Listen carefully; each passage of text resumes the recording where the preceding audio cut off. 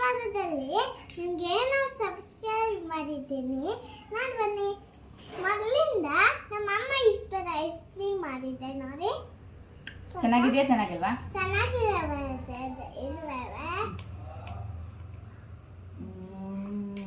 ನೋಡಿ ಮತ್ತೆ school super ಆಗಿದೆ.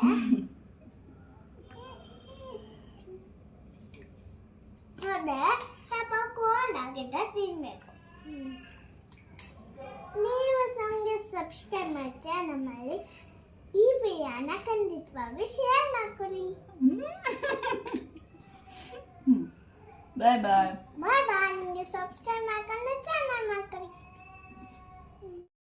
ಹಲೋ ಫ್ರೆಂಡ್ಸ್, ಎಲ್ಲರೂ ಹೇಗಿದ್ದೀರಾ? ನಾನು ತುಂಬ ಚೆನ್ನಾಗಿದ್ದೀನಿ. ಸೊ ಇವತ್ತು ಸೀಸನಲ್ ಫ್ರೂಟ್ ಆಗಿರುವಂತಹ ಮ್ಯಾಂಗೋ ಐಸ್ ಕ್ರೀಮ್ನ ಮಾಡೋದು ಹೇಗೆ ಅಂತ ಹೇಳಿ ತೋರಿಸ್ಕೊಡ್ತಾ ಇದ್ದೀನಿ. ಕ್ಯಾಂಡಿ ಥರ ಮಾಡ್ತಾಯಿಲ್ಲ ನಾನು, ಹಾಗೆ ಒಂದು ಕಪ್ ಐಸ್ ಬರುತ್ತಲ್ವ ಆ ಒಂದು ಟೆಕ್ಸ್ಚರಲ್ಲಿ ಬರೋ ಥರ ಮಾಡ್ತಾಯಿದ್ದೀನಿ. ಸ್ವಲ್ಪ ಹಾಲನ್ನು ತೊಗೊಂಡಿದ್ದೀನಿ, ಗಟ್ಟಿ ಹಾಲು. ಇದನ್ನು ಇವಾಗ ನಾವು ಚೆನ್ನಾಗಿ ಗಟ್ಟಿಯಾಗಿ ಕಾಯೋ ಥರ ನಾವು ನೋಡ್ಕೋಬೇಕಾಗಿರುತ್ತೆ. ಅಂದರೆ ಸ್ವಲ್ಪ ತಿಕ್ನೆಸ್ ಜಾಸ್ತಿ ಆಗಬೇಕು. ತುಂಬಾ ಗಟ್ಟಿ ಹಾಲನ್ನೇ ಹಾಕಿರೋದ್ರಿಂದ ಕಾದು ಮತ್ತು ಅದು ಸ್ವಲ್ಪ ತಿಕ್ನೆಸ್ಸು ಟೆಕ್ಸ್ಚರು ಚೇಂಜ್ ಆಗುತ್ತೆ. ಸೊ ಹಾಗಾಗಿ ಸ್ವಲ್ಪ ನೀರನ್ನು ಹಾಕಿದ್ದೀನಿ.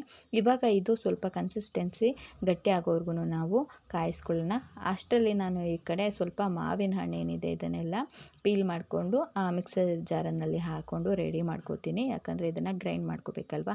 ಸೊ ಹಾಗಾಗಿ ನಾನು ಒಂದು 3-4 ಐಸ್ ಕ್ರೀಮ್ ಆಗೋಷ್ಟು ನಾನು ಇಲ್ಲಿ ಮಾಡ್ತಾ ಇರೋದ್ರಿಂದ ಒಂದು ಮಾವಿನ ಹಣ್ಣನ್ನು ತೊಗೊಂಡಿದ್ದೀನಿ ಐಸ್ ಕ್ರೀಮಿಗೆ ಆಗೋಷ್ಟನ್ನು ಮಾತ್ರ. ನಿಮಗೆ ಜಾಸ್ತಿ ಮಾಡ್ತಿರೋ ಕ್ವಾಂಟಿಟಿ ಅಂತಂದರೆ ನೀವು ಜಾಸ್ತಿನ ಕೂಡ ತೊಗೋಬಹುದು. ಈ ರೀತಿಯಾಗಿ ಮಾವಿನ ಹಣ್ಣನ್ನು ಚೆನ್ನಾಗಿ ತೊಳ್ಕೊಂಡು ಈ ರೀತಿಯಾಗಿ ನೀವು ಅದನ್ನು ಕಟ್ ಮಾಡಿ ಹಾಕೋಬಹುದು. ನಾನು ಈಸಿ ಆಗುತ್ತೆ ಅಂತ ಹೇಳಿ ಹೀಗೆ ಕಟ್ ಮಾಡಿದ್ದೀನಿ.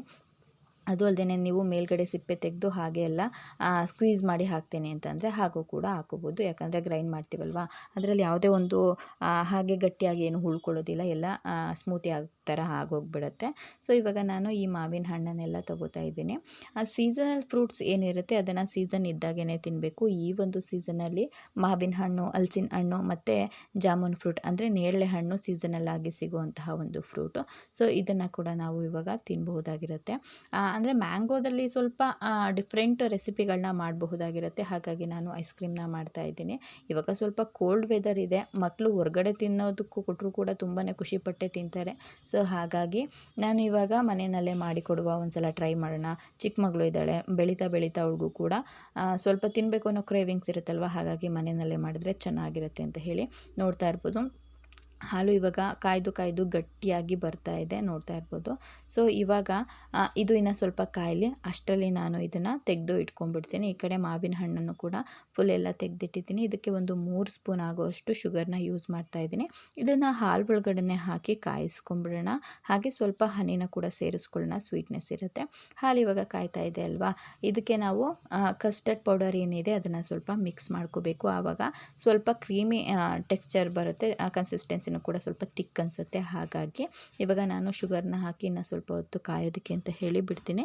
ಅದು ಗಟ್ಟಿ ಆಗ್ತಾ ಇರಲಿ. ಅಷ್ಟರಲ್ಲಿ ನಾನು ಈ ಕಸ್ಟರ್ಡ್ ಪೌಡರ್ನ ಸ್ವಲ್ಪ ಹಾಕ್ಕೊಂಡು ಅದಕ್ಕೆ ನೀರನ್ನು ಹಾಕಿ ಲಮ್ಸ್ ಇಲ್ಲದೆ ಇರೋ ಥರ ನಾನು ಇದನ್ನು ನೀಟಾಗಿ ಮಾಡ್ಕೊಂಡಿದ್ದೀನಿ.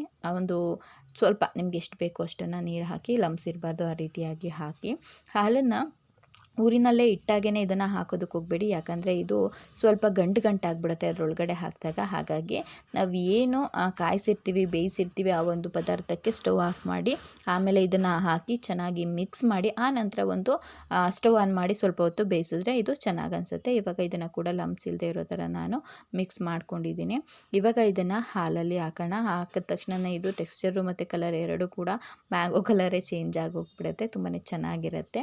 ಫ್ಲೇವರು ಕೂಡ ಚೆನ್ನಾಗಿ ಅನಿಸುತ್ತೆ. ಇದಕ್ಕೆ ನಾನು ಇವಾಗ ಸ್ಟವ್ನ ಆಫ್ ಮಾಡಿದ್ದೀನಿ, ನೋಡ್ತಾ ಇರ್ಬೋದು. ಈಗ ಸ್ಟವ್ ಆಫ್ ಮಾಡಿ ಇದಕ್ಕೆ ನಾನು ಆ ಕಸ್ಟರ್ಡ್ ಪೌಡರ್ದು ಏನಿದೆ ಅದನ್ನು ಮಿಕ್ಸ್ ಮಾಡ್ಕೊಂಡಿರುವಂತಹದ್ದನ್ನು ಕೂಡ ನಾನು ಇದಕ್ಕೆ ಆ್ಯಡ್ ಮಾಡ್ಕೊತೀನಿ. ಅವಾಗ ಅದರದ್ದು ಕಲರು ಕೂಡ ಚೇಂಜ್ ಆಗ್ತಾ ಇರುತ್ತೆ.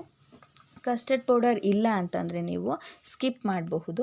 ಇದಕ್ಕೆ ಹಾಲನ್ನು ಇನ್ನು ಸ್ವಲ್ಪ ಜಾಸ್ತಿ ಗಟ್ಟಿಯಾಗಿ ಕಾಯಿಸ್ಕೊಂಡ್ರೆ ಆಯಿತು. ಇದನ್ನೇನು ಹಾಕ್ಕೊಳ್ಳೇಬೇಕು ಅಂತ ಏನೂ ಇಲ್ಲ, ಹಾಕಿದರೆ ಚೆನ್ನಾಗಾಗುತ್ತೆ ಅಂತ ಅಷ್ಟೇ. ಸೊ ಇವಾಗ ಇದು ಸ್ವಲ್ಪ ಗಟ್ಟಿ ಆಗ್ತಾ ಇದೆ ಅಂತ ಹೇಳಿ ಅನಿಸುತ್ತೆ. ಜಸ್ಟ್ 1 ಮಿನಿಟಿಗೆ ನಾನು ಮತ್ತೆ ಸ್ಟವ್ನ ಆನ್ ಮಾಡ್ತೀನಿ.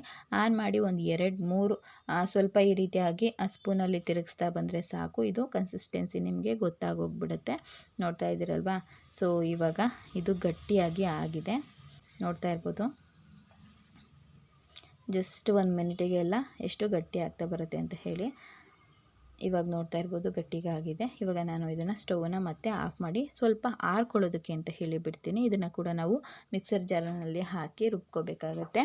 ಸೊ ಹಾಗಾಗಿ ನಾನು ಇದನ್ನು ಆರ್ಕೊಳ್ಳೋದಕ್ಕೆ ಬಿಟ್ಟು ಆಮೇಲೆ ಇದನ್ನು ಮಿಕ್ಸರ್ ಜಾರ್ನಲ್ಲಿ ಸೇರಿಸ್ಕೊತಾ ಹೋಗ್ತೀನಿ. ತುಂಬಾ ರುಚಿಯಾಗಿರುವಂತಹ ಐಸ್ ಕ್ರೀಮ್ನ ಮಕ್ಕಳಿಗೆ ಮನೆಯಲ್ಲೇ ಮಾಡಿಕೊಡ್ಬೋದು. ತುಂಬಾ ಖುಷಿಪಟ್ಟು ತಿಂತವೆ ಮಕ್ಕಳು ಕೂಡ. ಹೊರಗಡೆ ಎಲ್ಲ ತಿನ್ನಿಸ್ತೀವಿ, ಆದರೆ ನಾವು ಮನೆಯಲ್ಲೇ ಮಾಡಿಕೊಟ್ಟಾಗ ಅದ್ರ ಫೀಲ್ ಟೆಕ್ಸ್ಚರು ಅದು ತಿನ್ನೋದು ಖುಷಿ ಮನೆಯವ್ರ ಜೊತೆ ಎಲ್ಲ ಚೇಂಜ್ ಇರುತ್ತೆ. ಹಾಗಾಗಿ ನೋಡ್ತಾ ಇರ್ಬೋದು ಇವಾಗ ಇದು ಆರ್ತಾ ಇದೆ. ಸೊ ಹೀಗೆ ಇಟ್ಬಿಟ್ಟು ಇದನ್ನು ಒಂದ್ಸಲ ನಾನು ಮ್ಯಾಂಗೋನ ಪೇಸ್ಟ್ ಆ ಥರ ಮಾಡ್ಕೊಂಡು ಬರ್ತೀನಿ. ನೋಡ್ತಾ ಇರ್ಬೋದು ಇವಾಗ ಇದನ್ನು ಚೆನ್ನಾಗಿ ಪೇಸ್ಟ್ ಮಾಡ್ಕೊಂಡಿದ್ದೀನಿ. ಇವಾಗ ಇದನ್ನೆಲ್ಲ ಹಾಕಿ ರುಬ್ಕೊಂಡು ಆದಮೇಲೆ ನಾನು ಜಸ್ಟ್ ಒಂದು ಐಸ್ ಕ್ರೀಮ್ ಮಾಡೋದಕ್ಕೆ ಮೋಲ್ಡ್ ಏನಿರುತ್ತೆ ಅದನ್ನು ಹಾಕ್ತಾಯಿದ್ದೀನಿ. ನೀವು ಈ ಥರ ಮೋಲ್ಡ್ ಇಲ್ಲ ಅಂತಂದರೆ ಒಂದು ಏರ್ ಟೈಟ್ ಬಾಕ್ಸಲ್ಲೇ ಹಾಕಿ ಇಡ್ಬೋದು. ಜಸ್ಟ್ ಸ್ಪೂನಲ್ಲಿ ತೊಗೊಂಡು ತಿನ್ನಬೇಕಾಗತ್ತೆ. ಆವಾಗ ಅದು ತೆಗೆದು ಇಡೋದ್ರಿಂದ ಸ್ವಲ್ಪ ಬೇಗನೆ ನೀರು ಥರ ಆಗಿಬಿಡತ್ತೆ ಅಂತ ಹೇಳಿ ನಾನು ಈ ರೀತಿ ಮೋಲ್ಡನ್ನು ಯೂಸ್ ಮಾಡಿದ್ದೀನಿ. ಇವಾಗ ಈ ಮೋಲ್ಡನ್ನೆಲ್ಲ ನೀಟಾಗಿ ತೆಗೆದಿಟ್ಟು ಫ್ರಿಜ್ಜಲ್ಲಿ ಇಟ್ಕೊಳ್ಳೋಣ.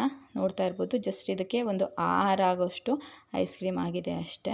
ಇದನ್ನು ಒಂದು 8 to 10 ಅವರ್ಸು ಫ್ರಿಜ್ಜಲ್ಲಿ ಇಡಬೇಕು. ನಾನು ಮಾಡಿರೋದು ಮಂಗಳವಾರ ಮಾಡಿರೋದು ಒಂದು 3-3:30 ಮಾಡಿರೋದು. ಇದನ್ನು ನಾನು ತೆಗೆದಿರೋದು ಒಂದು ಬುಧವಾರ ತೆಗೆದಿರೋದು ಅದು ಕೂಡ ಒಂದು 3 ಗಂಟೆ 3:30 ಆಗಿದೆ ಅಷ್ಟರಲ್ಲಿ ತೆಗೆದಿದ್ದೀನಿ. ಸೊ ಕರೆಕ್ಟಾಗಿ ನೀಟಾಗಿ ಫುಲ್ ಸೆಟಲ್ ಆಗಿ ಬಂದಿತ್ತು. ಸೊ ಇನ್ನು 2 ಮಿಕ್ಕಿತ್ತಲ್ವ ಅದನ್ನು ಹಾಗೆ ಎಂಟಿ ಇಟ್ಟು ಇದನ್ನು ಫ್ರೀಝರಲ್ಲೇ ಇಡೋಣ. ಈ ರೆಸಿಪಿ ನಿಮಗೆ ಆರಾಮಾಗಿ ಮನೆಯಲ್ಲಿ ಈಸಿಯಾಗಿ ಮಾಡ್ಕೋಬಹುದು. ಇದಕ್ಕೆ ನಾನು ಹನಿನ ಕೂಡ ಹಾಕಿದ್ದೀನಿ, ಅದು ಸ್ಕಿಪ್ ಆಗಿದೆ. ಮನೆಯಲ್ಲಿ ಹನಿ ಇತ್ತು ಅಂತಂದರೆ ನೀವು ಅದನ್ನು ಕೂಡ ಹಾಕ್ಕೊಳ್ಳಿ, ಟೇಸ್ಟ್ ಚೆನ್ನಾಗಾಗುತ್ತೆ. ಇವಾಗ ಇದನ್ನು ಇಟ್ಬಿಟ್ಟು ನಾಳೆ ತೆಗಿಯೋಣ. ನಾಳೆ ಎಷ್ಟರೊಳಗಡೆ ಇದು ಫುಲ್ ಸೆಟಲ್ ಆಗಿರುತ್ತೆ. ನೋಡ್ತಾ ಇರ್ಬೋದು ಇವಾಗ ತೆಗೆದಿದ್ದೀನಿ, ನೀಟಾಗಿ ಆಗಿದೆ. ಇವಾಗ ಇದನ್ನು ನೀವು ಒಂದು ಸ್ಪೂನ್ನ ಯೂಸ್ ಮಾಡಿಕೊಂಡು ಒಂದೊಂದೇ ಮೋಲ್ಡಲ್ಲಿರೋ ಐಸ್ ಕ್ರೀಮ್ನ ಒಂದು ಪ್ಲೇಟಲ್ಲಿ ಸರ್ವ್ ಮಾಡಿಕೊಂಡು ತಿನ್ಬೋದು. ನನ್ನ ಮಗಳು ಸ್ಕೂಲಿಂದ ಬಂದಿದ್ಲು ಅಂತ ಹೇಳಿ ಅವಳಿಗೆ ಪ್ಲೇಟಲ್ಲಿ ಹಾಕ್ಕೊಡ್ತಾ ಇದ್ದೀನಿ. ನಿಜವಾಗ್ಲೂ ಟೇಸ್ಟ್ ತುಂಬಾ ಚೆನ್ನಾಗಿತ್ತು. ಖುಷಿಪಟ್ಟು ಇಷ್ಟಪಟ್ಟಲು ತಿಂದಳು. ನಮ್ಮ ಮನೆಯವರೆಲ್ಲರೂ ಊಟ ಆದಮೇಲೆ ಐಸ್ ಕ್ರೀಮ್ ತಿನ್ನೋದಕ್ಕೆ ಇಷ್ಟಪಡ್ತಾರೆ. ಹಾಗಾಗಿ ಅವರು ಕೂಡ ಊಟ ಆದ ಮೇಲೆ ಐಸ್ ಕ್ರೀಮ್ನ ತಿಂದರು. ನಾನು ನನ್ನ ಮಗಳು ಮನೆಯಲ್ಲಿ ಮಧ್ಯಾಹ್ನ ಟೈಮ್ ಇರ್ತೀವಲ್ವ, ಸೊ ಹಾಗಾಗಿ ನಾವು ಮಧ್ಯಾಹ್ನನೇ ಸರ್ವ್ ಮಾಡಿಕೊಂಡು ತಿಂದ್ವಿ. ಈ ಒಂದು ಪುಟ್ಟ ವಿಡಿಯೋ ನಿಮಗೆಲ್ರಿಗೂ ಕೂಡ ಯೂಸ್ಫುಲ್ ಆ್ಯಂಡ್ ಇಷ್ಟ ಆಗಿದೆ ಅಂತ ಹೇಳಿ ಅನ್ಕೋತೀನಿ. ಇಷ್ಟ ಆಗಿದ್ದರೆ ಖಂಡಿತವಾಗ್ಲೂ ತಪ್ಪದೇ ಸಬ್ಸ್ಕ್ರೈಬ್ ಮಾಡಿಕೊಂಡು ವಿಡಿಯೋನ ಶೇರ್ ಮಾಡಿ. ಹಾಗೆ ಹೇಗಿತ್ತು ಅಂತ ಹೇಳಿ ಕಮೆಂಟ್ ಮೂಲಕ ತಿಳಿಸಿ. Thank you.